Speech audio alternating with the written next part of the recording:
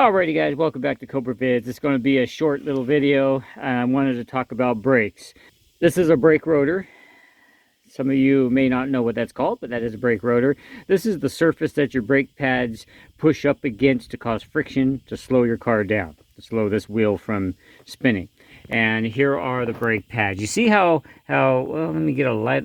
Is there a light? Is there a light? Where's my light? Oh, the light's already on. It's kind of hard to see. There you go. See how little brake pad is left on there? This brake pad here is about to start scraping metal on the rivets that hold some of these brake pads onto the plates, and we're going to go ahead and swap them out. Now this car belongs to my daughter, and she's a little tight on cash, and with Christmas I can't really afford to help her out like I normally do. So what we've decided is to buy some inexpensive brakes and just go ahead and swap them out, because these rotors, yeah, they got a little bit of groove on them. The backside is just like the front side here, and although I would always say, and I'm sure on some of my other channels, never reuse rotors.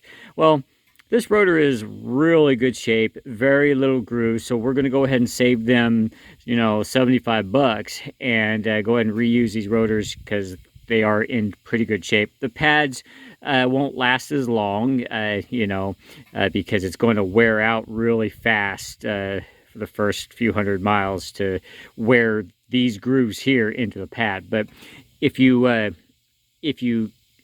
in a pinch, brake pads, you can get them for like $17 for the front brake pads for some cars, so it's very cheap to do.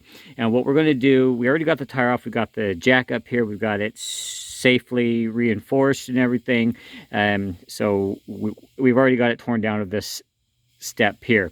Now this is a 2012 Dodge Grand Caravan with 3.6 blah blah blah horrible oil cooler motor for you folks that know this van.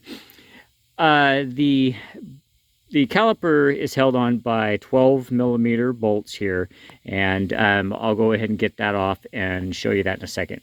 Alright guys, well, the hard work is done for the day, and we're pretty much done.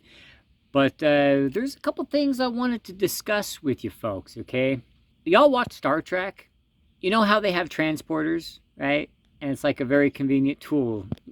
You can transport instantly down to a planet and not have to take a shuttlecraft, to get down to the surface. Well, my thought is, if you're a true Star Trek fan, you've watched this, you know exactly what I'm talking about. But you ever notice that when they get on the tractor, or as they get onto the transporter pad and get transported, they beam down and they're like, okay, it's 10 clicks to the east here, or some sci-fi jargon, saying that, they got to walk this far to get to where they wanted to go, right? And I'm like, why the hell don't they just beam down next to the location that they're trying to get to? Why walk? But I don't know.